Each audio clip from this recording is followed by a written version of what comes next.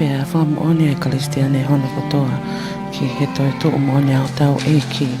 Pe koi whaamoia ai Tongatapu pe he ki e ka tinali moe kau mo ui whakawa hono kotoa ai kau tangata eiki pātele.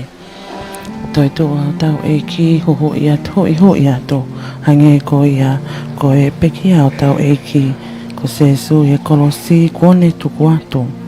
Kone huhu i au tau ngahi anga hala. Kone whātau o taina ia ki tau tolo ka tau mao ai mo ia ta ingata. Te tau ki hoko atua ia Faai-Fanonga e mo ui o maman koen. Mama ia koeni mo no ngahi ta au ka koe tau mua. Pea mo e tapo ia ke tau hui atua i he ene tau tapa ke ene tamai he wani. Ko ose ko lava. Pea kakatoa i mo e tau ngahi anga hala. Ka tau teu ke tau laka atu pea tau laka whiawhia i he whanonga o i kai koe whakawhiawhia o tau ngahi kakano o whangai whatapu mo i ngahi tulifua i pe e maalie i ngahi mea whamaterie ka koe toi unu atu ke tau mao ai ngahi lau maalie whakatoetu'u a tau eiki ko sesu ta i ngahi whawhangu e whalalotu malia tupu Immaculate whailonga ia koe Amanaki ni ke kamata tau ngahi e tau Ouau Misa o e pongpongini whaihiva ko sitane ki sina maua e kau tau himisa pehe ke kau tokoni ki e tangata ik pātere kamata e tau misa.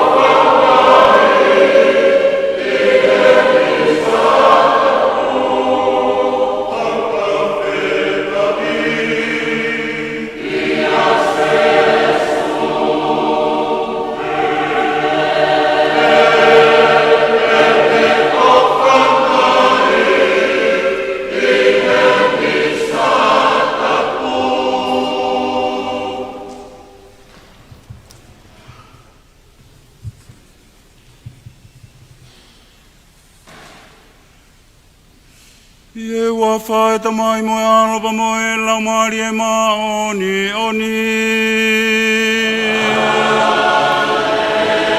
Tawange ke a fia ia te ki mo tolu ai eiki.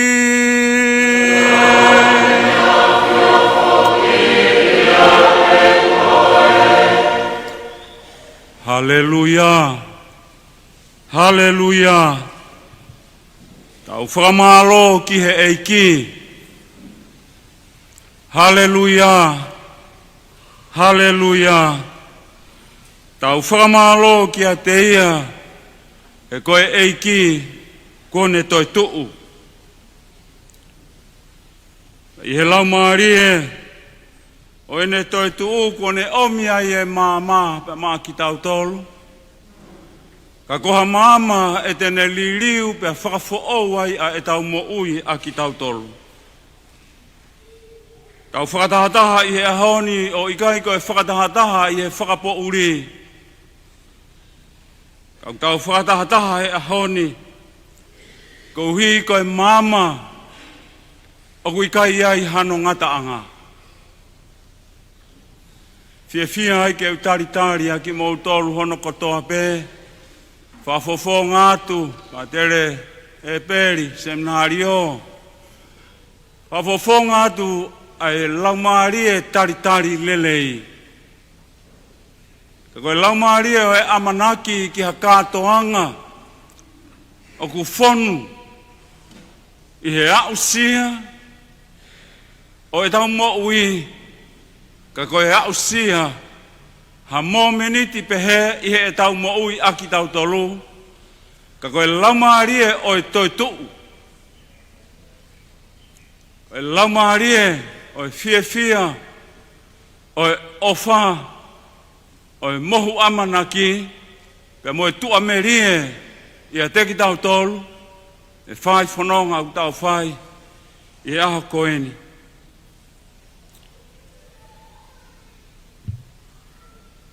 I would like to welcome all our visitors, our non-Tongan speakers. Today we come together and shout out loud, Hallelujah, Hallelujah, the Lord is risen. I may say it again, the Lord is risen. And this morning we gathered not in darkness, but we gathered here this morning in anticipation of that very light that we light yesterday evening. Welcome to Immaculate Conception's Cathedral here in the Diocese of Tonga. I hope that you enjoyed of being here with us to celebrate that the Lord is risen. Kore mai e Misa koeni pe maa ki tau tolu. Tau manatua makehe a ki nau tolu i he whakawhetai u ki he nau mo ui. Ka koe nau wa usia. Hato e la kanga e taha pe. O e nau mo uia ki nau tolu. Ka koe ahon. Ka koe nau wa usia. Aho nau aho wha ere i. Ko tisna filo. So sefo hamonga tui pulotu. Ke lela se lui au sia hono ta uwalu. Pepe kia Dorana nuko nuko tui pulotu. Pepe foki kia Michael Dalia Uri pe mo Michael Jennings. Pepe tau whakatahataha he ahoni i he laumari o e fia. I kai koe ngata pe i he na wausia e mo ui. Au tau ina sei pe mo ki tau toro. Tau whakatahataha mai he ahoni ke tau Moimoi e tō putapu e kātoanga koeni. Tau puno si ia te ki tau tolu. Tau hanghake ki a te ia, tau kore ane whakamore more. Ko huipe ka tau tuha pe mo tau, pe mo e wheilau lau koeni. Amanaki ke tau whai, ahono Moimoi hake.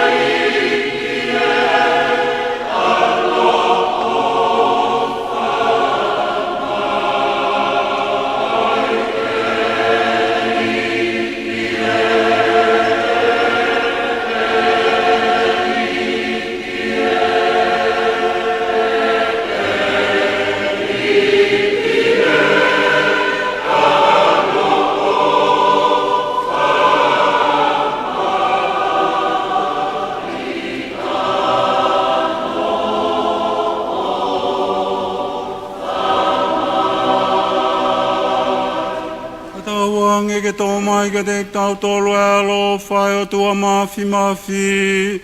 O ne whakamore more ia e tau ngahi anga hala. Ka ne tataki a ki tau tōlu ke moui ta e ngata.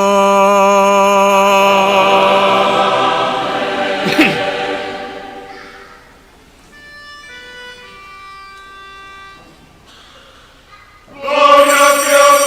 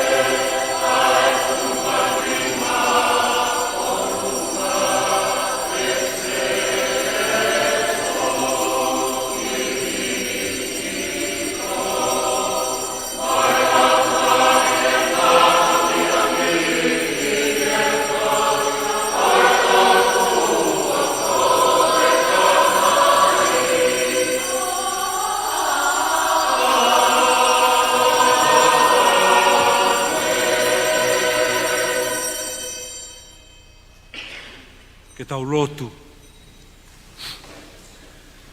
E o tua koe mau tamai, tuunga iho o whokotuha ke a Kristo koho alo, aha o ikuna i e mālohi o e mate, mo whakawa mai ke a tek mau tolu e alunga ki he mo ui tae ngata, ko tauange koe mau katoa ngahe ahoni, e hiki hake ai ki mau tolu mo whakafo e mau mo ui, e lau maarie ai o kia tek mau tolu, u whanga te mau lotu ia Jesu Kristo koho alo, ai kune a fio pe mo pure whakataha mo koe pe mo e lau maarie maa oni oni, pe tua pe taha o tae ngata pe a tae ngata.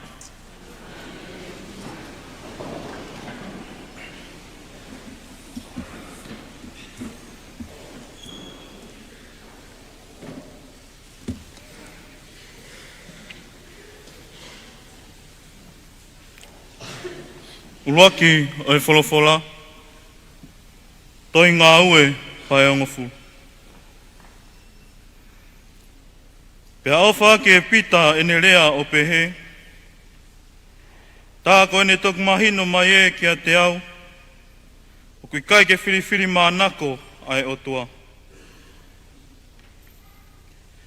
O mau ilo ai o ngongo nai pawake i siutea katoa, aia nei ka mata me ka leri, hili ai paptaiso, nei malanga ki e sione, ai o ngongo o Jesu, aia mi Nasareti. Ano pania e o tua, aki e lau maari e maa oni oni, mo e mawhai o e mana. Pea alo atu ia, mo ngau e aonga, mo ne whai toa ki nau tolu o whapopulai e te volo. E nei kau mau pe mo ia ai o tua. Pako ki mau tolu, koe kau wha mo oni o ngahi mea nā ne whai e whanua o e kakaisiu. Kai uma a i Jerusalema, aia whoki nā nau whakapongi, e nau tau ia he kau. Koe toko taha ko ia, nei Toetu'u e o tua i ono aho tolu. O ne tuku ke mātua ki hā, o ikai ke kakai ko toa pē, ka kia kau wha mo oni na e sinaki whiri e o tua. Aia ko ki mau tolu. Koe tūnga mea nā mau kai, mo inu whakataha mo ia e ne Toetu'u me he pekia. E nā ane whekau ke mau whanongonongo ia ke he kakai Isileri. Mo whakapapau, ko e nia e toko taha ko poloi e he otua. Ko e whakamau e kau mo ui me kau pekia. O whamatala e kau palo fita ko toa pē ki he toko taha ko ia, o pehe. Ilonga hata o tui piktai ki a te ia. O kune mau ai whakamore more anga hala, ko e uhi, ko hono huafa. Ko e whala tanu hia ae eiki.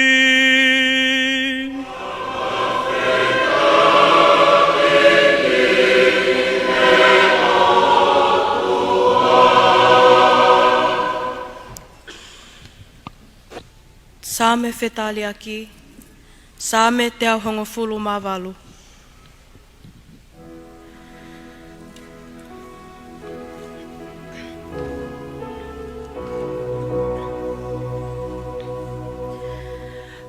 Koe e ki nā ane whaue a honi, ke tau hakai langi tau ma fia fia ai.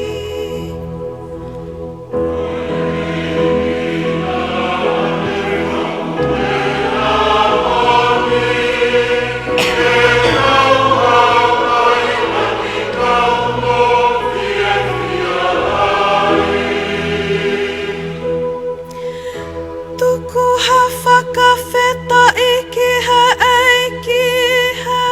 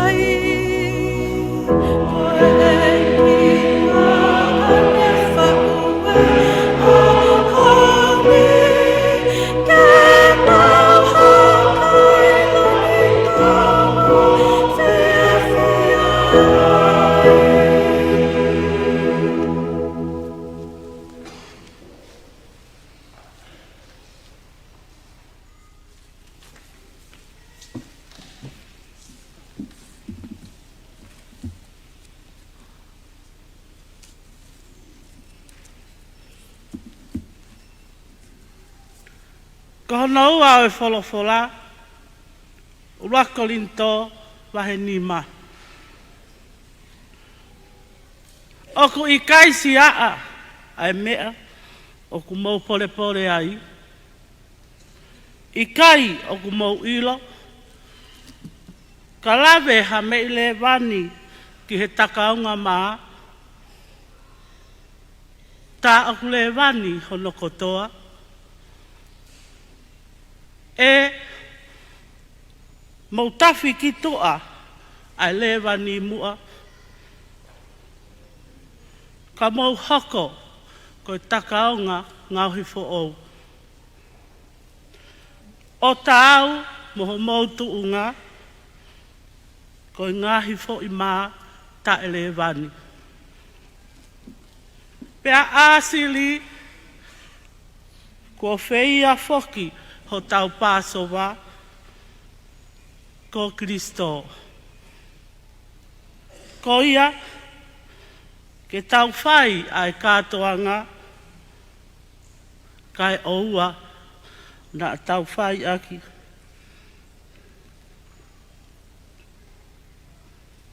Ai le wani mua. Umaa ai le wani ko loto kovi mo ngā ue pango. Ka tau whai aki. Ai mea ta le wani ko e maa mo mo oni. Ko e whalawhala tonu ia ai eiki.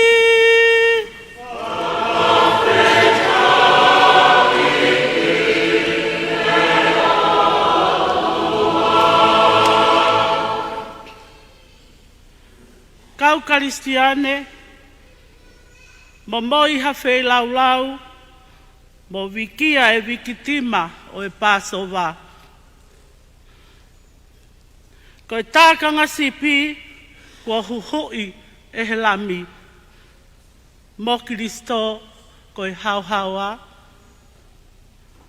kua ne whakalelei e kauangahala ki he tamai. Ko mate, ko veipā mo e mo ui, pe anga kehe hono iku anga. Neongo e tō tau ai hau e mo ui, ka oku mo ui pe ia ke pūre. Maria, lea maia, ko e hae mea, na ake mamata ki ai he hala. Ko e whanua loto, na ane kofu ai tupu anga o e mo ui. Pe au mamata ki he langi langi e Toetu'u a Kristo.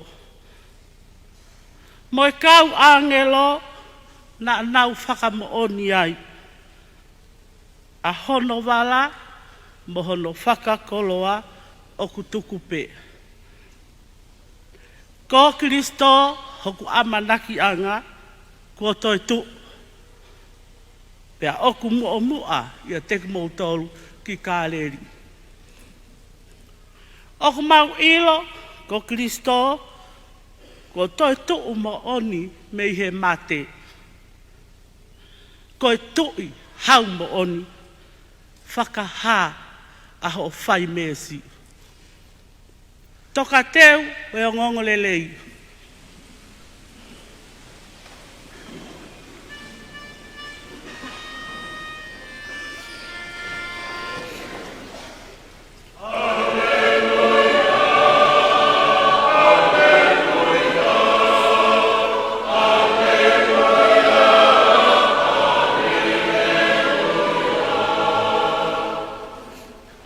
Kua hoko a Kristo, ko e tau whei lau lau Pasova. Ke tau whai kātoanga fia fia i he eiki.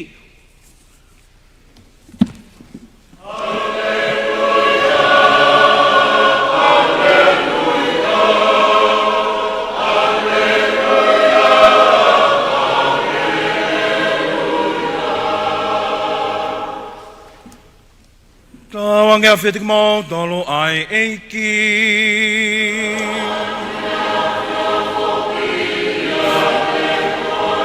Moe ko ngain meongo lelei to putapu yono to hiesione.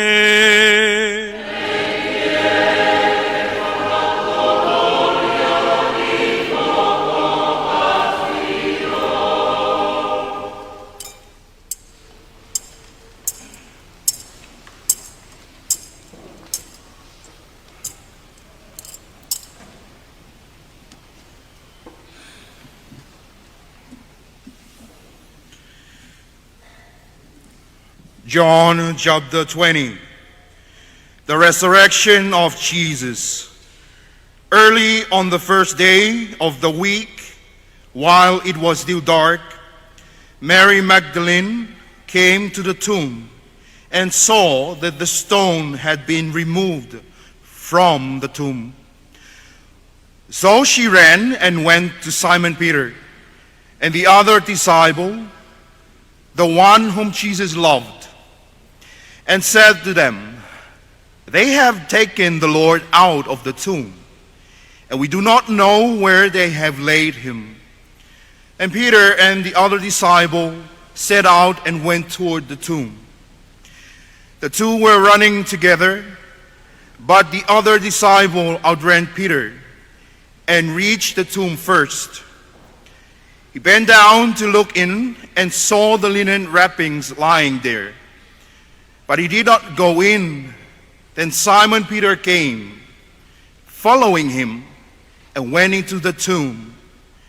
He saw the linen wrappings lying there, and the cloth that had been on Jesus' head, not lying with the linen wrappings, but rolled up in a place by itself. Then the other disciple, who reached the tomb first, who went in, and he saw and believed. For as yet they did not understand the scripture, that he must die from the dead, and he was risen.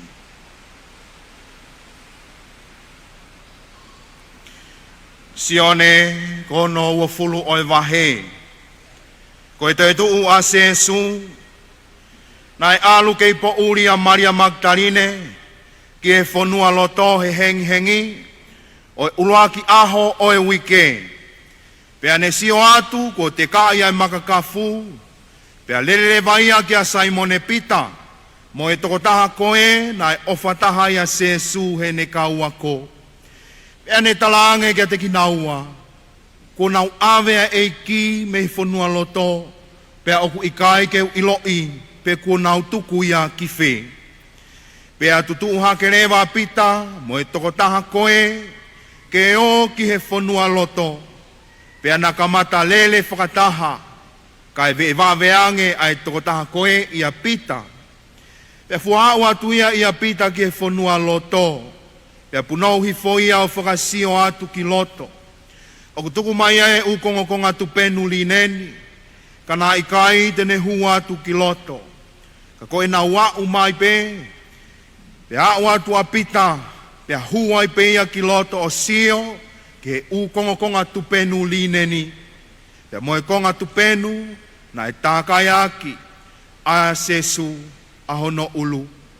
Na i kai te ke tuku whakatahaia, moe konga tupenu koe, ka kua whatu ia, o tuku i he feitu kehe. Pea toki hua tu lewa e toko taha koe, aena e fua umai ke whanua loto, pea sio atu lewa ia o tui. Nai hoko e mea koe ni, ko te ki ilo e pita, mo e tokotaha koe, ai lau ai wholofola, ki he pau ke whakatu'u a Jesu, mei he mate.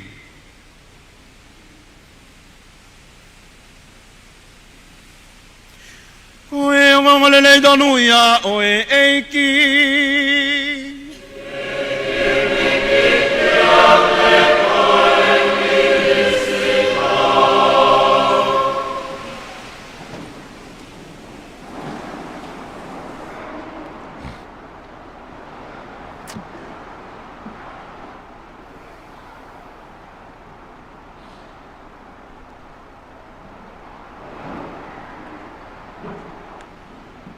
e hua whai tamai, ba moe alo, ba moe lau marie, ma oni oni. Amen. Happy Easter. And welcome to our feast today, Ihe Toetu'u, a resurrection Sunday of Easter, first Sunday of Easter 2025. Oku talanoa ngahi ahoni, pe mo ngahi koloa folofola e ahoni ka inga lotu, ki he mooni o e mea koe Toetu'u. What is Easter anyway? Koe Toetu'u, ko hono uhinga, koe matala fo'ou. Pe koe matalai akau oku fo'ou. Like fresh flowers. Aia kono uhinga, ko hamea oku fo'ou. Oku talanoa e aho koe ni, ki he lau maari e fo'ou, oku whanau i mai he eiki, ki he mamani, na he whonu i he mamahi, pa moe ngahi kafo ko toa pe, na nehanga whakaha mai, tu apule lulu, whalaite, toko naki, ha umain ki he ahoni, a sapateni. Pa koe ngahi mea lalahi e wha, o ko whakaamu ke wahe wahe pa mo ki moutolu. Uluaki pe, Easter, koe talanoa koe ke he Toetu'u, Easter is the basis of our faith. Koe whakawa eia, ta moe uho o e tautui. Ka pauna i kaya e Toetu'u, without resurrection, kia au ngai tau mai ki he lotu. Na ke upātere au ia, he kai ke mai heni mamo mo seniolo, ko unga pe, he oku i kai ke mo uia e otua.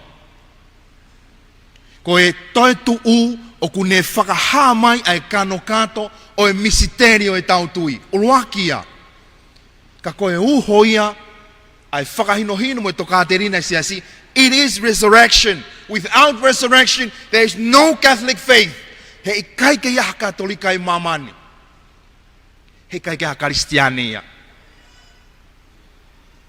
Oku hanga e Toetu'u, through resurrection, everything is possible. Mea kotoa pe ia ku malava, ai mea nai tae malava. Ia sesu, oku talanoa ki ai, ke whakamaunga ki ho tau loto, mo e tau whakakaukau. Ia sesu, oku ia mea kotoa. He folfola aki ko ia sesu ve mo paila to. What is the truth? Ko hai mo oni. Kai longo bea sesu, longo bea eiki. I hono loto hene pepe tawange e pailato ke whakatoka e mo oni. The truth is right in front of you. Ko e mo oni o kui mua pia te koe. Ko au, ko hala, ko mo oni, ko mo ui. Tala noa ko speria luke. Which means everything is in Christ himself. Ka toa pe ngahi unimea. O ku tau whakakau kia. Ko hono ua, ko e resurrection reassure our resurrection. O ku hanga he Toetu'u, o toi whakapapau i mai, aho tau amui. Ko e mo onia mea ko e Toetu'u. O ku hanga he Toetu'u, o whakapapau i mai, ho tau amui. Ko e hiri e mate, o ku iai mo ui ka hoko mai. Kono wā ia, kono tolu. Ko e tolu, o ku nehanga omia mohu Amanaki Lelei. I ho tau mamahi, i ho tau kafo, ta uene o siuperi, o i whakatua merie, o Amanaki Lelei. Ko e hae ngahi mea, o ku ke Amanaki ki ai. It is through resurrection. O ku nehanga o atu, foaki atu kia te koe, ai Amanaki ko ia. Eiki whakanguange mai, keu tari eiki. Ke whakalelei, ai manofo mari, e siasi. Eiki whakanguange mai, keu kofesio. Pea ku pehe tau whakauna loto, i he nofo whamiri i api. Eiki peheange mai, keu lava mamata ke he ku whanau, ki mu ape au mate. Eiki peheange mai, e malava, ke whakatahataha mo ku whamiri, ne ongo ene mo vete vete. Oku o mai, e Toetu'u, ai Amanaki ko ia, kia te koe pia moau. It is the truth, I tell you, I promise you, it is the truth. Ta ko hono wha, pe koe whakaosi, oku nehanga oatu, ai uhinga ke e taulotu. Why we do this? Ko hae uhinga o tau misa ai, ko hae uhinga o tau kofesio ai, ko hae uhinga o tau laulosalio ai, ko hae uhinga o tau meditasio ai. Ngahi mea ko tō pe tau whakahoko, ihe tui, it gives meaning to your faith. It is through resurrection. Ka pau hei kai ai Toetu'u ia, it's meaningless. Tai uhinga au pito ia. Ai mua ke Toetu'u ni. Lau mea ko ngā tohi. Ko e talanoa ia koe o e ahoni o ku talanoa pe ki ai. Ko e talanoa koe ahoni, ko e talanoa e fia. Faai-Fanonga au tau whai. Ko e talanoa koe ni, ko e talanoa ki e tau whānau. I whānau, ko e isi e la kua ko i ai, a basis of our faith. Ai whakawa e ko ia o e tau tui. O kua ko ia i he le volo koe ni. Pea ku maho inga o pito ki tau o ki ai. E sa pate taha, talange whai ako, ki ene whanau isi e la. Ko e hae fōfua wholofola, ko e hae fōfua lea se su, i e hiri ko ia ene pekia, i ene fōfua Toetu'u. Hiki nima ki tahine taha, koau, tai whakao, iyo, ko e hae fōfua wholofola se su. Ko ene fōfua wholofola ki he te volo. Surprise! Aia koe talanoa ia ahoni. Ke ilo e te volo, koau, koe otua, o kia no mafi, o ku mo ui. Talange ki tamasi e taha, koe fofua wholofola ia e ki, o mihaku mataika keu kai, he koe Oceania, ai aho e tolu. O ku whima o ke whakahivia ki tau tolu, i he taimi ko toa pe. He taimi ko toa pe, o ku omia e whakahinohino ko ia kai ngalotu, kia te koe pia Ouau. Taimi niu koe ki tau hangata tō ilo, o ku whakaofo mau pe, ai eiki he tau mo ui. Ka pau o ku tau humu, tau tō, tau tu'u, tau alu. He koe whekau ia. Surprise! I'm always there for you. Ki tau iloi. Ki tau ongoi. Pea ku uho ia he tau mo ui. Talanoa ke e tau nofo whāmiri i api. Na e ai ha tangata. Na e whai ene ngahi matalai a kau. I he api koe ni. Pea whanonga maupe. Ai tō tau haana e api. Ki he ki i mapu. Mapu ko ia mehe ngoue. O whanonga atu e tō tau haana e api. Witi wiu. Pea nei talanga rewa. Koe ha mea o ku ke mapu ai. Lolotonga o ku whai e tau ngāwe. O ku ne whakahoha asi. Ai nonga a hoku whare. Talanga rewa tangata ngahi ngoue. Ha o ke ta alu ko mau api. Na alo atu rewa ko nau api. Pea nei talanga rewa. Ko ku hoa o whaangae, o ku kui, o ku pouria hono fofonga. Hau alo whiloaki pia mo ia, kau talantua hono uhinga.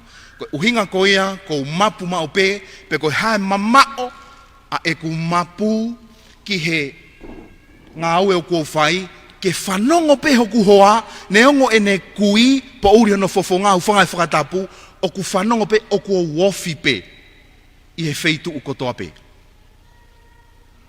Ka pau e mapu atu hataha me i pilaika, pea ke alu.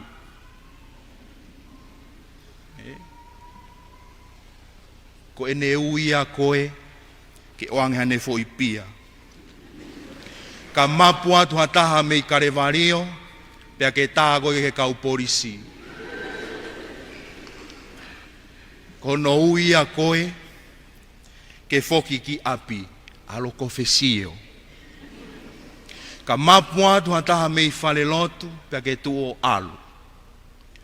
Alu, he ku uipe e ki kia te koe, i he ne kei ofi, i he taimi kotoa pe. Sa kalameta e eukarisia, taime ni tau nofo puputu, i ngai whakahino omi, kia teki tau tolmuho tau kuonga, tala noa kia Teresia kalakata, whaipe koe. Just do it anyway. He koe whakaosinga e ako toa pe, oku ikai kokoia mo nau tolu, kokoia pe mo eiki Toetu'u. Ka mapua toa taha me konfesio alu, ne kei taimi, kei whainga marie. Ka mapua toa taha me whaikawa, pea ke lere. Ne ke fuakawa koe moe kawa, na ke fuakawa mo hoa o whaanga. Foki pe ki he kamataanga. Tu pe mua kai ngalot, whakaosia ki i tala noa koe ni, ke oua na angalo ya te koe, neongo koe tau whai kātoanga. Ka oku hanga he eiki o whakamanatu mai kia te koe. Ka kou whakawhi ki mou tolu, he o mou toka ngā, ki he whakahino-hino, ai lau maari e mā oni ke oua e ngalo ya te koe. Eke mai toko taka teo pātere, koe hae kehe o e ngahi aho, tua plelulu, whalaite, tokonaki, sāpate. Koe ni teo whakahino-hino atu.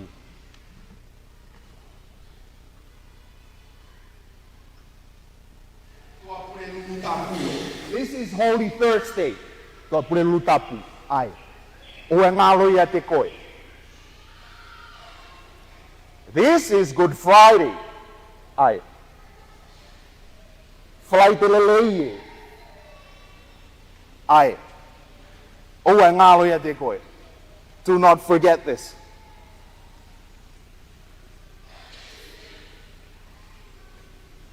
This is Saturday. Holy Saturday.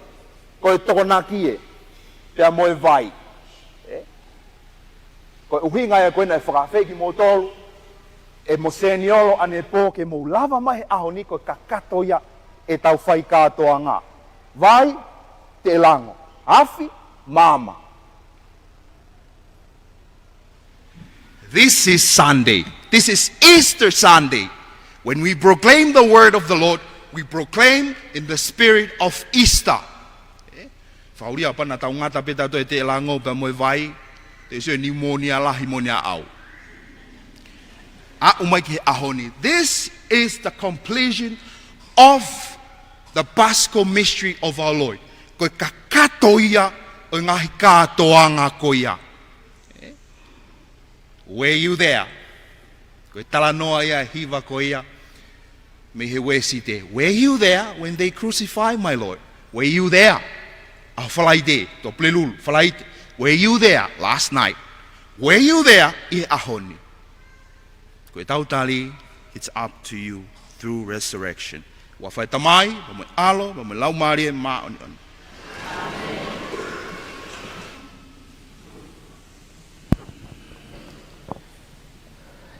Tumutua moia ai whawa e oeto i ai Kristiane moi Katolika. Hange ko ia ko tau inasa i e koloa ko to me tangata e ki pātele e peli mansela a konakon e ngahi pot wholofola e ahoni. Ai tuku pā, o e papitai so. Si oku ka inga, oku tuunga he misteri whakapā se kade. Ahono te rio whakataha ki tau tolu mo Kristo he papitai so. Ko hui kai lava ke tau Toetu'u, whakataha mo ia, i he mo ui who'ou. Pea koe ni kua tau lava hono whakakakata ngahi o Ouau e taimi whakamamahi. Ke tau whakawho'ou rewa e ngahi palo mesi nā tau whai iho tau papitai so. Aia nā tau siakia ia setane, pea moene ngahi ngā we. Ka tau palomes te tau whaito nunga, he tau hiki he otua i he ene siasi katolika. Pea koi ai, pe oku mou siaki a setane. Pea moe kotoa o ene ngahi ngā we. Pea moe kotoa o ene ngahi palomesi kākā. Pe oku mou tui ki he o tua koe tamai mafi. Ae nā ne whakatupu ai langi mo mamani. Pe oku mou tui ki a Jesu Kristo kono alope e taha ko tau eiki. Ae nā e alo i he tau po ou ko Maria. Pe a kalu se whai pe kia pe nā e te rio. Toetu'u mei he mate. Pe oku lolotonga a fio he to'o matau o e tamai. Pe Pe o kumoutui ki he laumari e mā oni mo e sangata e Keresia Katolika. Mo e whiohia e kakaianga tonu, pe mo e whakamore o e anga hala. Mo e Toetu'u hake e sino, pe mo e mo ui ta e ngata. E o tua koe tamai mafi aho mau eiki ko Jesu Kristo. Kone toi whanau i whaou ki mau tolu i he vai, pe mo e laumari e mā oni. Pe mo whakamore i e kotoa o e mau ngahi anga hala. Tawange whoki kene puke ai pe ki mau tolu. Ke mau whaito nunga i ho mau eiki ko Jesu Kristo o ta ngata, pea ta ngata. Kore atu, e mo tu ma o pe mua. E takai atu o lulukua ki mau tolu, e whakafo o ia, daim da tau kore ke kau hiva. Kua mai moe mua ha hiva, fe unga, ka moe papitai so.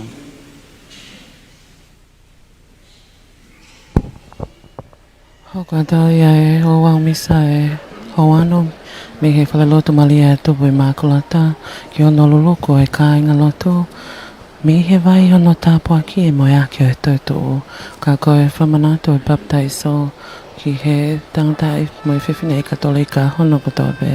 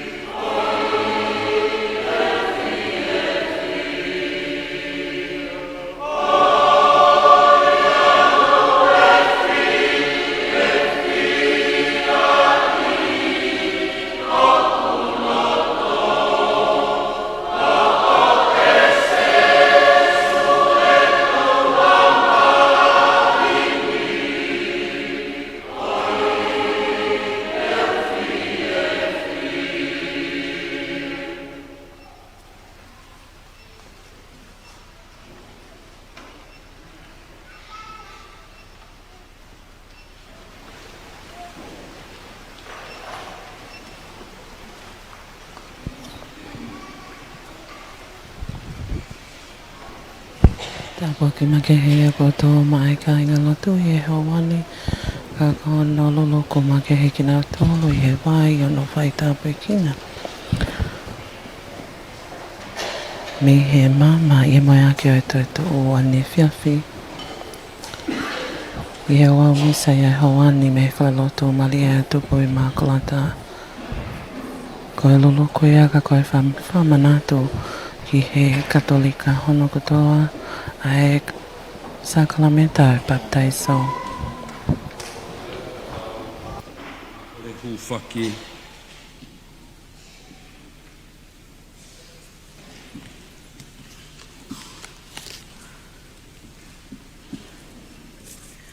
Tamai, tuunga iho alo, ko ke whakae amai ai kia teki mau tolu, ai loloto hopoto. Pea moe kakato o ho o ngahi whekau. A koi ki mautolu, ke mau fia I he mooni, ko ia ko ke whaaki mai ki a te ki mautolu. Eiki e, tari mua e maukoleni.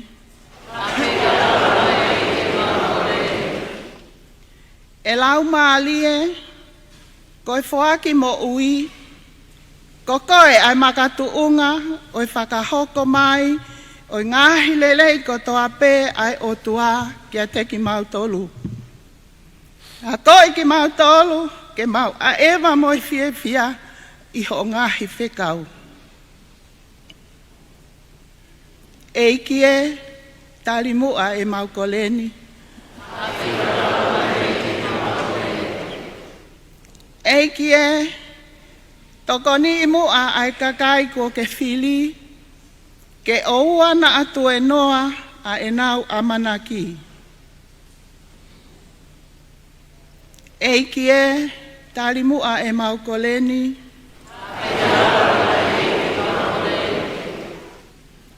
Ke hoko mua ai papitai so ko mautali, ke whakaawa mai ai ki a teki mautolu, ai kano kato e mo ui ai o tua, pea ke tapua atu me a teki mautolu, a hono iwi whakamo ui.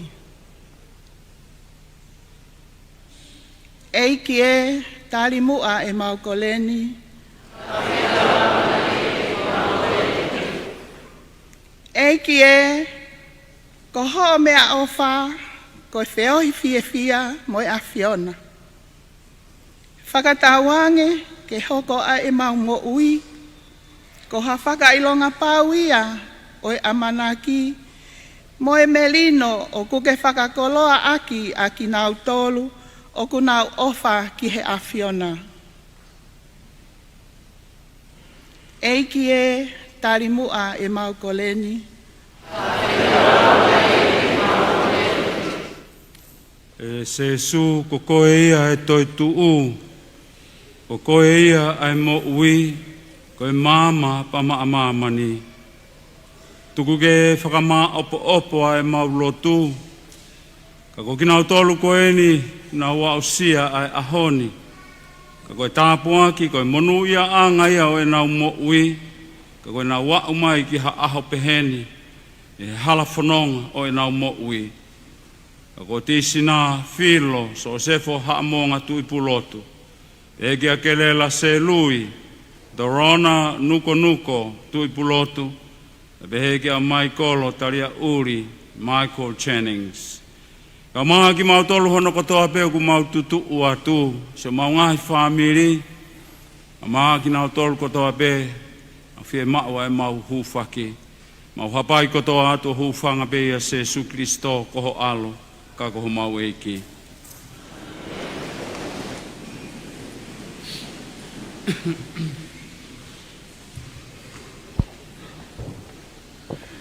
Kakatoia e ko ngaulua ki o e whelaulau Misa e a tapo e Toetu'u. Ouau ia o e litusia o e wholofola. Hana ke tuini ke he ouau e to o mea whelaulau hoko atuai mo e katoanga Misa o e ahoni ke he litusia o e eukalisia. Ako hono teu ia ke whaitau pekina e pāne mo e waine ko e whaatai pia sino mo e tātau se Jesu Kristo. Ina sia e kai ngalotu hono kotoa ai he katoanga tari eki o e ahoni. Ia e pe tui me Amanaki o ko autaki Lelei atu. Ai whelo lau Misa pongpongini ki a tek motolu hono kotoa pe.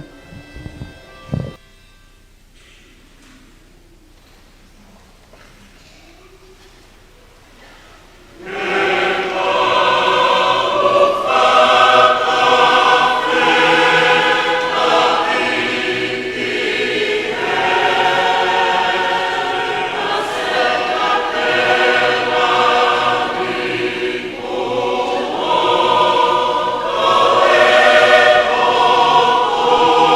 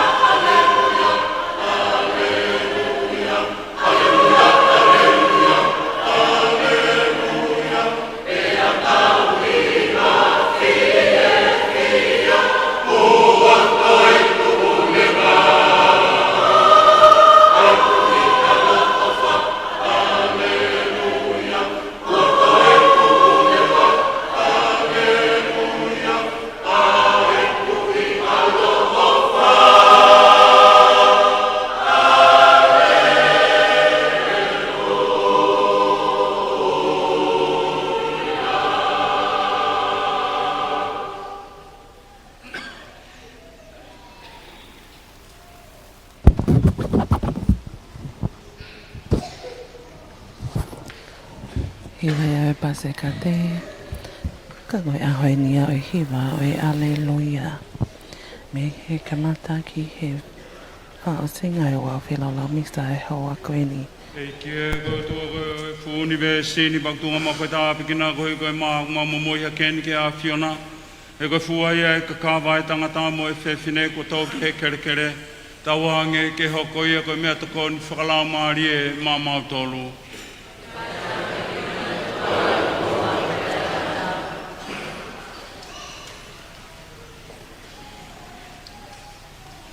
E kia koe tua koe e fūni ve sini baktunga ma whetapikina koe koe waine ko maa Moimoi ha keni ke a Fiona. E koe fuaia e whakaongosia e tangata mo e whewhine ko tau ki e fu waine. Tawange ke hoko ia koe mea inu whakalau maari e maa mautolu.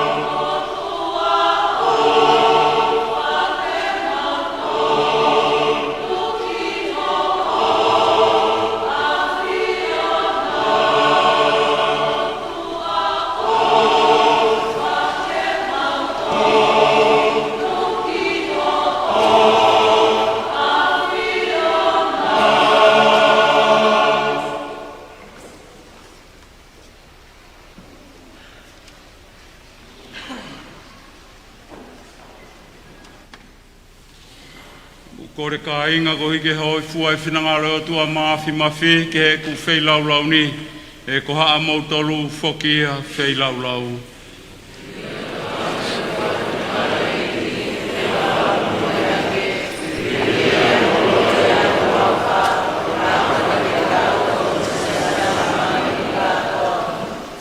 E ike e umau Moimoi atu pa mo e loto fia mo oni e whei laulau koe o kutoi whanau I Ouau. Mo whawhanga I ho siasi Ia Jesu Kristo koho mau eki. Ia Jesu Kristo koho alo ka koho mau eki. Tawange ke awhio ia te ngō tolu ai eiki.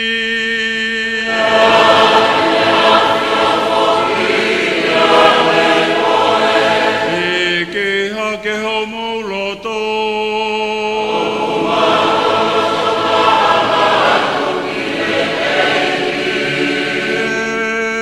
E tau whea ha whakawhetai.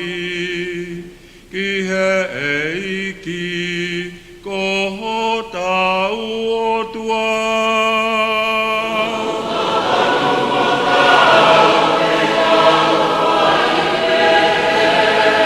E tamai mawhi mo ta e ngā tāku mātua ki totonu mo tāu pe aonga mo whiunga whoki mo ki mau tolu. Ke mau whakawiki wiki koe eiki e aho katoa pe. Pe aku tau foki ke to e tahange ai mautuku koloria ki he awhiona, i he ahoni. Koe uia, koe wheilau kua wheia he Kristo, ko mau Pasova.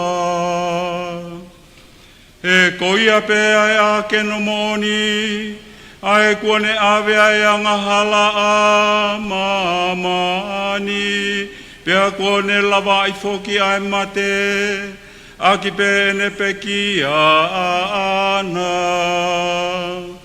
Pea mo toi tuku mai foki ai mo ui ki a tek mautolu, aki pe ne toe tu uhake. Pea ko ia, whakataha mo e kau angelo, pa mo e kau are ka selo. Pe foki mo e kau angelo hau, pa mo e kau angelo pure. Kai uma e kau tau kotoa pe o e langi, o kumau hiwa whakalangi langi ai ki he awhiona, o mau pe he ma upe.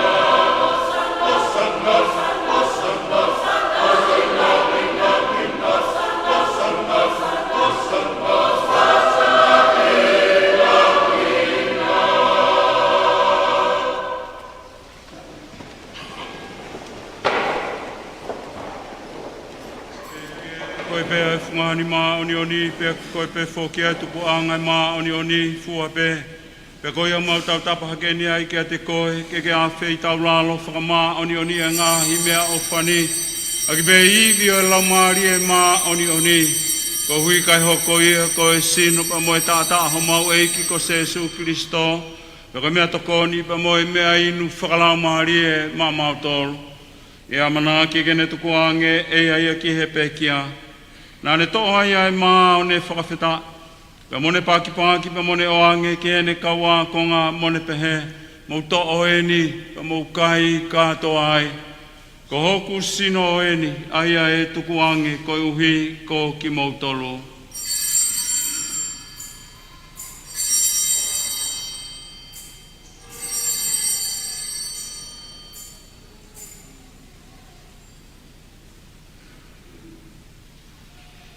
Hiriang e bena au taumawha, ne tō whoki mo i pū ne tō e whakawheta. Pe mone tō e oange ke ne kaua ko ngā mone pehe, mo tō whoki mo e ni pa mo winu kātoa me ai. Ko i pū e ni hoku toto, ko e toto ia o e fua kawa who ou. Ai e lau i kuonga pe tae ngata. Pea iliringi fokia ko hui ko ki mo tolu pa mo kakai ko toa be. Ka e whakamore more ia I aianga hala. Mo whai eni ko hoku whakamanatu.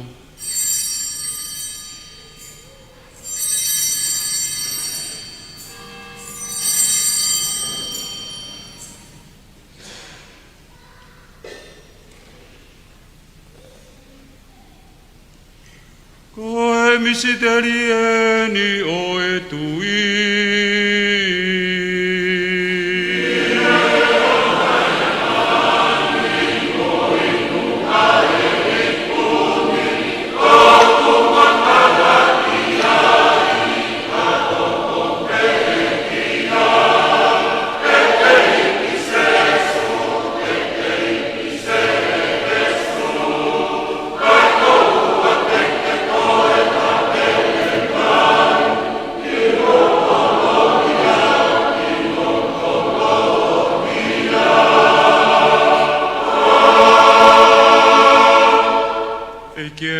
Whakamanatua I pe ki apa mo e Toetu'u ho alo, pe koi au tuunga e mau Moimoi hakeni ki hea whiona. Ai pāne o e mo ui pe mo I pu whoki e huhu I tae ngata. I o mau toi whakawhita I whoki ki a te koe hui a koe a whei tau lahalo e a whiona. Tuku mai ke mau unu atu ke whai ho tau hi he loto Tonga ho ao eiki. Me o mau toi kore mamahi atu whoki ke loto toi ai pe te ki mau tolu ai Ouau ngataha. Tunga i ngā ue lau maari e mā oni te ria e sino pa mo e tata au Kristo ai u Amanaki ke mau kaunga tāri whakataha. E kie ke mai whongai whumua ki o siasi, ai rolo toko mawhola atu e whunga o mamani, ka hui ke tupure ki nai pē wheo whowhani huru kakai, pē ke o mautu I tāpu ko whalaki ko, ka o mamau piko pō ka tinari mafi, whahinga tapu ka o moifua kawa huru katoa. E kie ke a whei tau raro nge moko mau ka inga koe, una toki maro lo ma Amanaki a Toetu'u. Ka umai ka inga peki a whape, koi ke nau māta ia hurungi a fufunga. A whei tau raro mai mua te ki mau toluni hono kotoa. Mau Moimoi atu, mau ngai whamiri, mau masi e mau whanau. Ka ui ke mau kau ngā mau ai mo I tae ngata, pa tā mo maria koe whae tā po o ai o tua. Sangato Sosefo kono hoa, maka apostolo manu ia ka ma o neni fuabe, e nao whakahoi fua whiona I laloni, mau whakawiki e koe, mo tukoloria ki o awhio, tungai o alo, ko Jesu Kristo. Ko ui ko Jesu Kristo, whakataha mo e ne awhio. Pea tuunga whoki a te ia ku whai akeni ai ki a te koe o tua koe tamai mafi. Whakataha mo e lamari e mā oni. Ai langi pa mo e koloria whakau furi. O tae ngata pea tae ngata.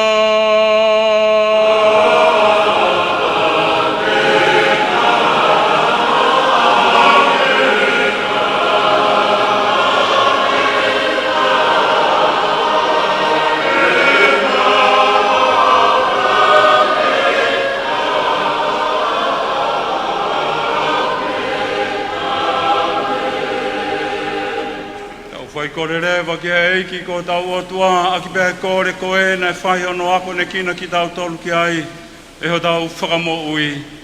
E I e mau tamai o kui he wani.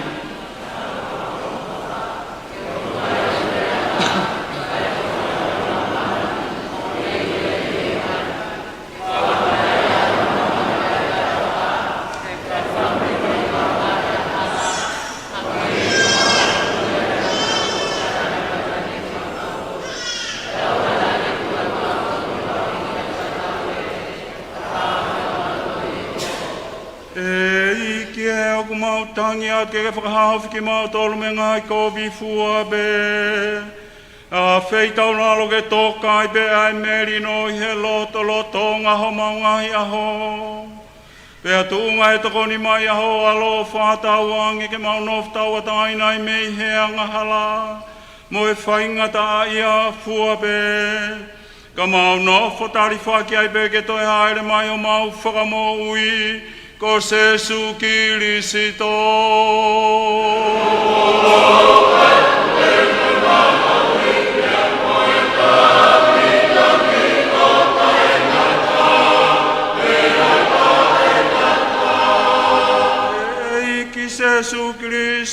na ke wholofolangi ke o kau apostolo o pehe.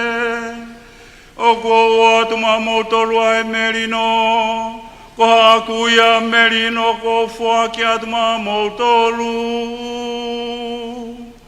O wana ke awhio ke maungahi angala, ka ki he tui aho e keresia, pea ke tu mai mua ma mautolua e merino, pa moi uonga taho pureanga.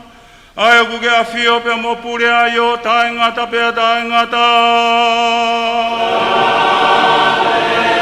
Awangi ke toka mawai pe ia te ki mautolua e fie maari e ai eiki.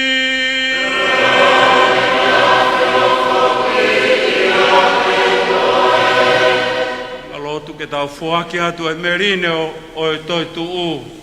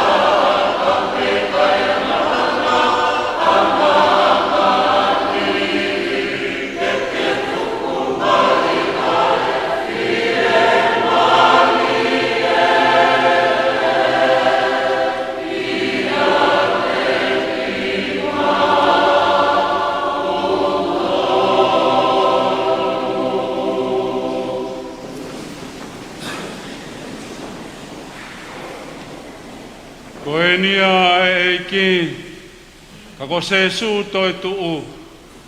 Ke monu ia kako ki nau tolu ku whaafe i ke katoanga e alo o i otua.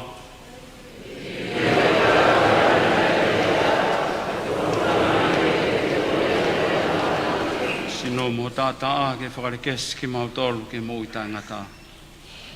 Amen.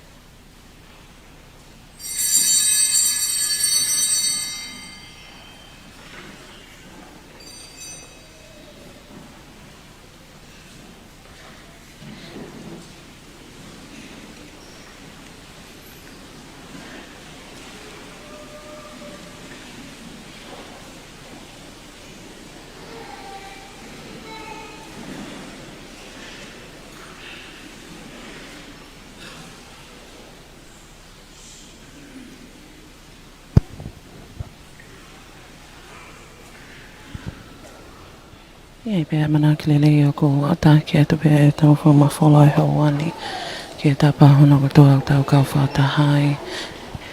Tau te whitu i e te kmautou, malawa ke hauka e Ouau Misa e hoa koeni. Ko Koe mao ngā loto ai pe ia ke tek motoro. Tau te whita pe ke tau kau toka vai vai mi api kai malawa ke ka watu ke ngai whai anga loto. Kai malawa ke watu ki saione kai hoko e whelau e hauani. Ko e koto tāpua ki pēr tau inasi hono kotoa ai. Hoko tai e ka tonga e hahoni mai hauani e whalaloto malia tupu i Immaculate. Ki he ka tonga e tali e ki peko e sa kalameniti. Hoa whakakoloa ia ki he taha hono kotoa pē hange ko ia ko e tanomaki. Mai ako naki ko toa me tangata e ki pātele.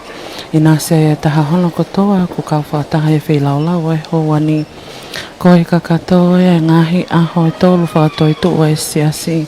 Whanonga mai me e whiawhi to lulu tapu i katoanga e tau mawhakawa. Ki he aho e mamahi au tau e ki. Pe ki he katoanga e whikita moe kolosi. Ki he moe aki o e Toetu'u. Me he whiawhi a niawhi ka ko e katoanga. E whakaulo e toia e mama o tau e ki mamani fulipe. Tutoia e te lango whakapase ka te. I he whaleloto malia e tupu i Immaculate pia pe he whoki ke ngahi whai anga loto e siasi he tapa hono kotoa pe ke ingata pe i tongani ka ki mulina whoki. Ka koe ma ke he anga i au whe laulau e moe aki o Toetu'u ko no tuto e te lango whaka Toetu'u. Hoko ia ko e mama o loatu ai ke taha hono kotoa i he mamani. Ako hono whakaulo atuia pia moe hakai lang tau ai taha hono kotoa ko Toetu'u au tau eiki. Tā puaki me ai vai hoko ia ko e vai tapu. I he tuia e kalistiane mo se asi katolika whahoka ke honololoko e kāinga lotu. Pea malawa whoki ke hoko e vai ko e ni ko a whaita o makehe. Hange ko ia ko e tuia e katolika. Malawa ke hoko e vai ko e ni ko tā puaki mo e whaita o ke tek nau tolu. Nau o ngongo sia o kia e ngahi whaingata ia whakaisino.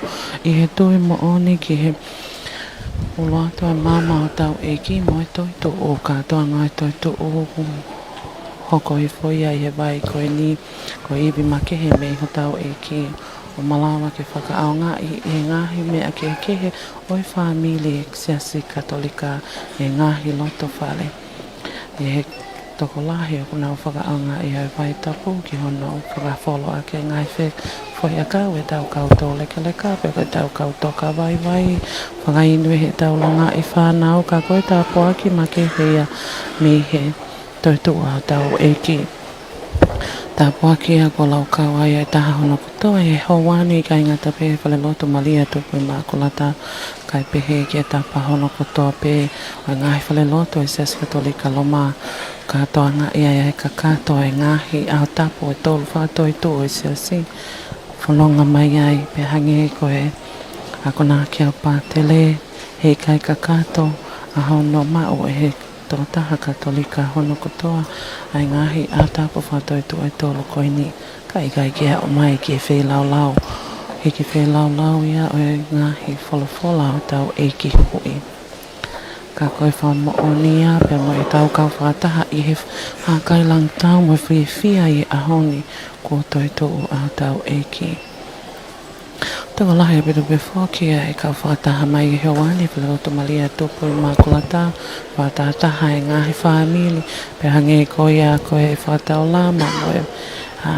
whakatau ki mai me tangata e ki pātele ka mātou e tau Misa o ia e kau a ahi ke whaleloto malia tupu i Immaculate e ngahi aho mau inga ko e ne whelaulau e siasi I he nea ia ki nau tūru koe konga e ngahi whamili o nau nofo i tō pule anga o nau nofo mōle ka koe whainga mālien ke nau kau whātaha mai ai mo nau ngahi loto whale o nau ngahi whamili I tongani I he ngahi katoanga mamalo koe ni o tau kau whātaha a o mai ai ki he ahoni iai pe mo I kau wholau ewe ewa ka koe kau mūli o ko nau kau whātaha mai ke tau kau ngā hiki whātaha e whelaulau e ahoni ke tau kau ngā whiawhia whātaha I hono hiki ai whelaulau e aho ko Toetu'u ai a tau e ki ko sesu Hoki ai pēr Amanaki na tau whanonga whakataha mai, taloange me he whiawhi, oi tau mawhawha o si, he whiawhi to Tongatapu,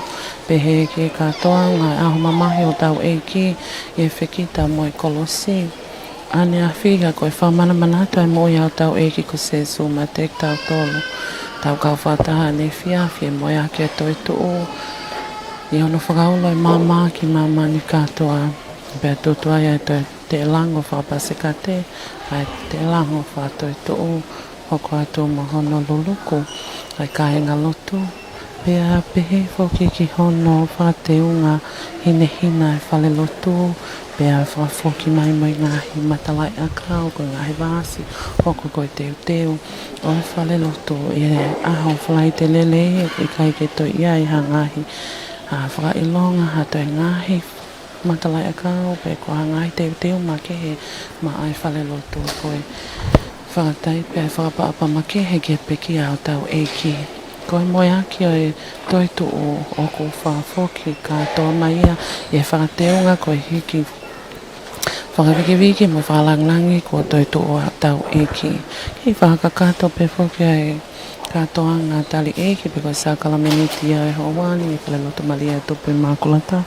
Koe uia pe whoki koe whātātaha e ngahi misteri o kone katoa iai ai ngahi loto whale o e palawaki e tupu malia tupu Immaculate. O ko Paula o hei ki pēke ki mauloloa e Ouau e tali eiki, tadau te whito i he toe whaafoki ai Ouau tali e sino mo e tātaho tau eiko seso ki he tōlu tui mo onia o tau ongo tui i e whapaapa mo e apasia ki ono tali ki o tau loto. Ki ai pēr Amanaki te tau whanonga whakataha pe au tāke atoa e ngai vaivahe e ngai pot wholofola e ngai ātau whatoetu'u ngai katoa anga make he o siasi.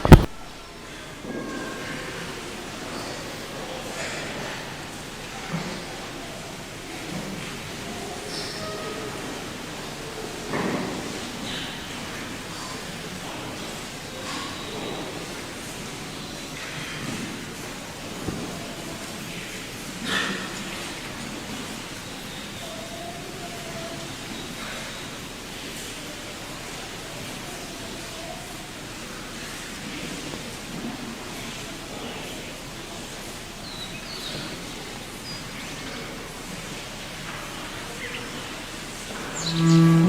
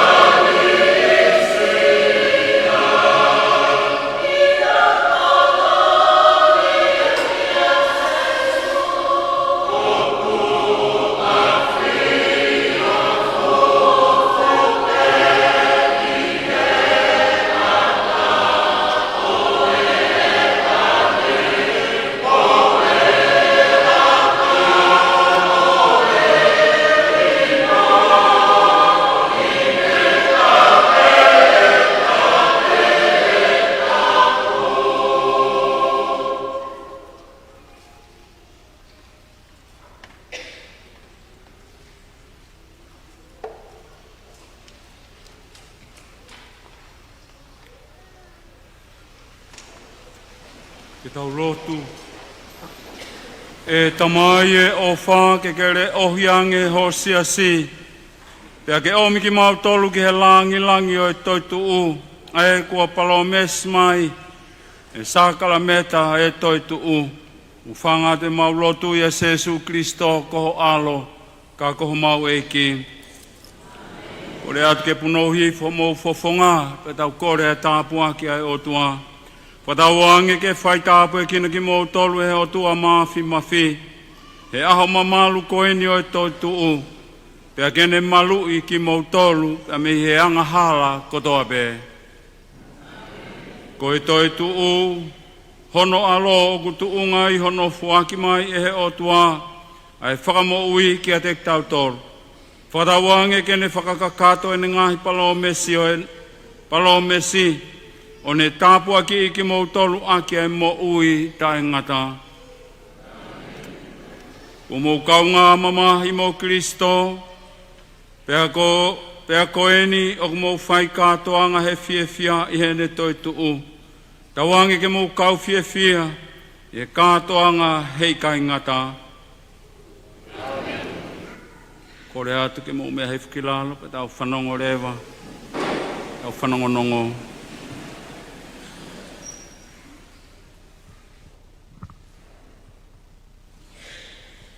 Whanongonongo ai palokia ke a tapu Toetu'u. Whamalo ke mistelio visesio Paulo i hono tauhi mai e tau litu sia he wike kua tau situ a meiai. O atu ai kole ke mistelio so anata ake ke mohoka tumua ai whatongia ko ia i he wikeni. Koe ngahi aho whakamanatu.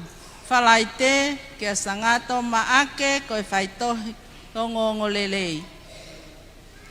Taimi Misa ki he wikeni. Ki maafangani me he tuusite ki he tokonaki taimi ono pongi. Koe moni te a pongpongi i he taimi fitu pongpongi. Taimi Misa ki he ongo komnio. Moni te ko anana taimi fitu pongi. Tu site mo whalaite halaleva. Pule lulu anana. Koe ngahi Misa koe ni he taimi ono pongi.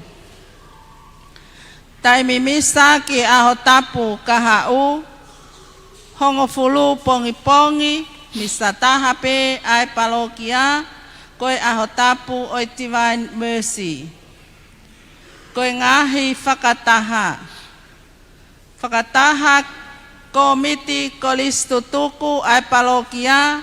Hilipe ai Misa ko eni. Whakataha ai mistelio soana taake.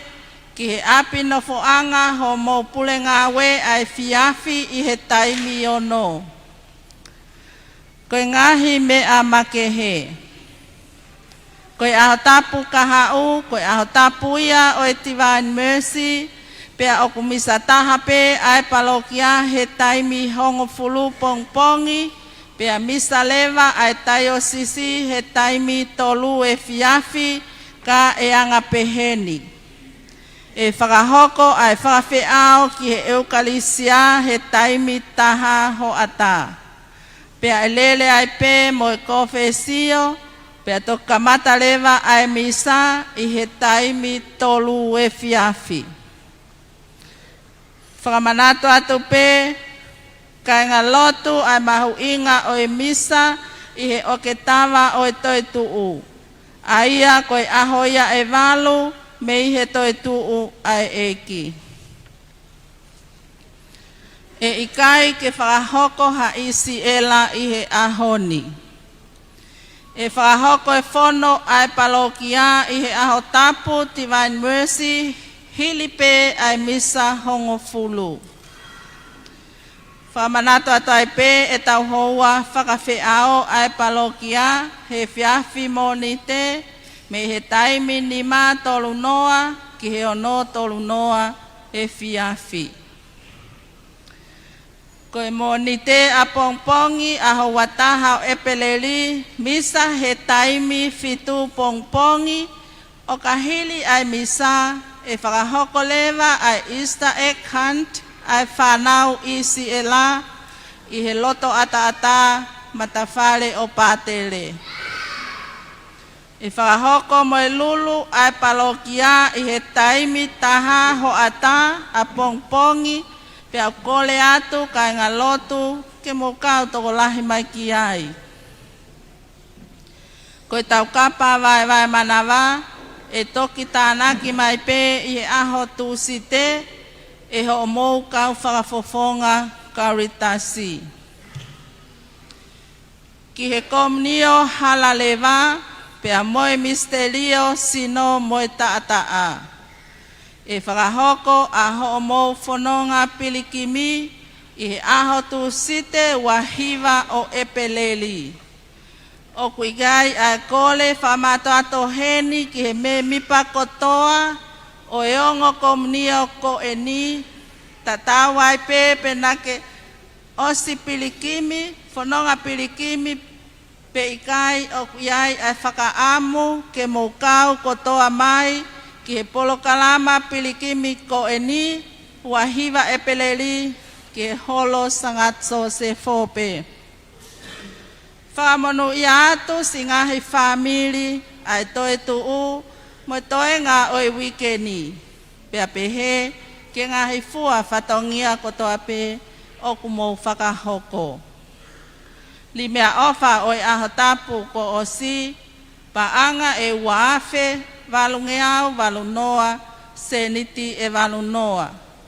Malo ai li mea ofa pea koe ngataia oi ngahi whanongonongo malo.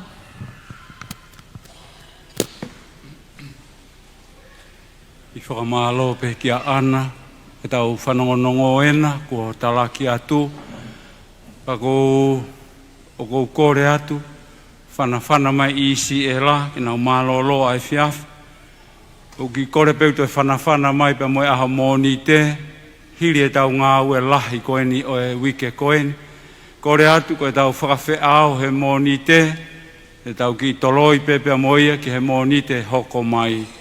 Ka koe koe ku kore ia ki a te kumou tolu. E kāinga lotu, koe ho tau whatongia, e aho a pongina, e ku kore atu, e tau omi pia moe lau maari e Toetu'u. Ka koe ke mau hao pare, lau maari e Toetu'u ia koe tau fia pe. He mea koe o ku tau whai, koe kai koe pare, ka koe ngāu e koe nā ke whai, ke whakakakato aki ai whiema aki tau tolu, ka koha mea iwi, pa mai kau hiwa, whakamisterio, ka umaha foki ai palokia. Ka koe ai ko te utoki tala pe, ai lahi, oi ofa kua mou o mai. Kua tāpuni e ai matapāia koe ki he lulu. Ka kapau tō mui ho seniti, o mai seniti e pa tuku pe pati api. Kai ke uto e pure au ki ai, pure polisia. Ka huika ne pe, a pau kusi ai seri, pa o mai pe ia, ke tokon ke tau ngā ue. Ka toke o mai pe o au ka au, o mai pe seniti ia. Pa ka osi mua pongpong ke toi pe seniti, o mai pe ia. Hau pe koe, mo e lau maarie, koe fie tokoni, ke tau ngā ue. Ki fua kolosia na e mea ke apa atere he aho. Wharaite, ka koia ko whakamalo lahi atu ai, ke te kumoutoru, hono kotoa pe, e kau hiwa, kau Faai-Fanonga, kotoa pe. Whakamalo lahi atu ke te kumoutoru, ai ngai ngāwe. And to all our visitors here present, on behalf of Father Epeli and myself, and the rest of the congregation, I wish you a happy Easter to everyone, everybody. Pako fia ai, ke whakahoko atu, ai fia, ai pōpō aki, ke tau mau a ha Toetu'u fia, ha Toetu'u o ku whakafo ai, ai tau mo uia ki tau toa. Ai whatala monua atu ka te mōtolu. Kai ke si ia ha me, kai tau loto aki pe, ai lau maari e maa oni koe na e Korea, ki vahe a e peri he ahoni. I lau maari e ke tau Faai-Fanonga, e lau maari e moe ne whakahino. whakaau se whakamahalo. Whakamahalo atu heni ki he re tio wal fitu poine ni ma. Na nau heni, talu pia mei he ahotua pule lulu, whalaite, tokonaki, pia moe ahoni. Whatawange ke hoko e ka whakafa e ngā au e ko nau whai. Ka kono hiki tatau ai pōpō aki o e wholofola. Ke tuku atu ki he ope, pa moe whakatawange ko e misiona mahu inga ia. Ka kono ave ai wholofola ma oni ai o tua. Iha toi whaunga ange o ku whakaofo ange. Ka kono whakaau atu. I he ki i re tio koe ni. Ka ngalotu ta oange mua whakamahalo. Katarina ka umaha ki nau tolu kotoa pe re tio koe ni. Ai whakamahalo anga mahe ni pe.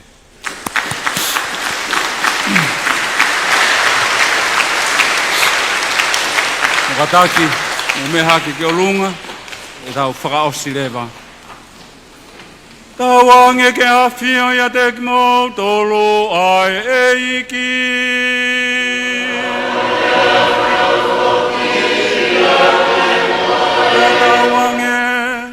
Ke hifo mai ka te kimo tole tāpua ki alo whai o tua mafi. Ko e tamai pa moe alo pa moe laumari e oni.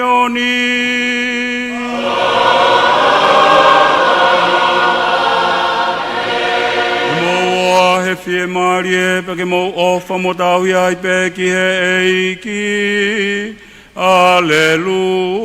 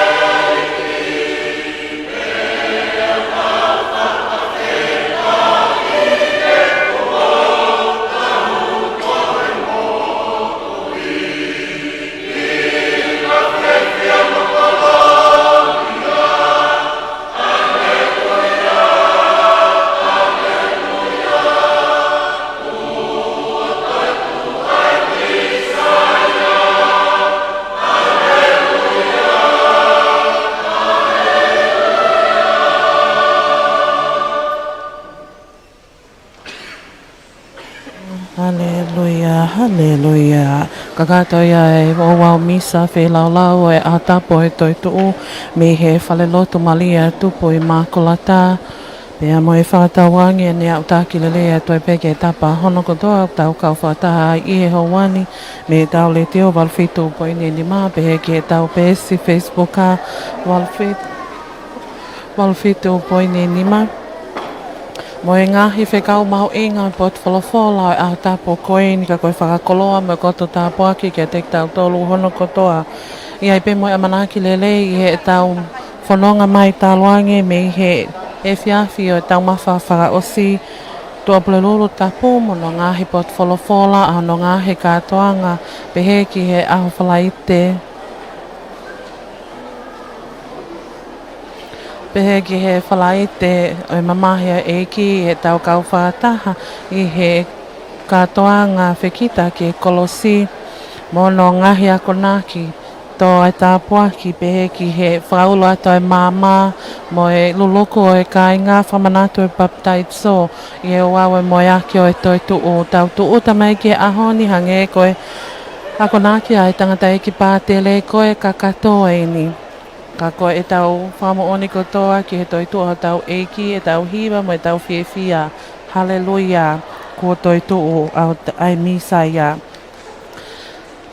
Tataua toi pea e kau whahoko whatongia me whaleloto mali e tupu Immaculate i Moimoi mai mei he whiaftu apule lulua o mai ai ke pongpong tapu o pongpongini. Whafofonga e atua e kau ngawe hono kotoa mei he kau whaita pea pehe foki ke e tau leti o ka tau toki i whilongoa ki kua Mikaela waka ka mō mea.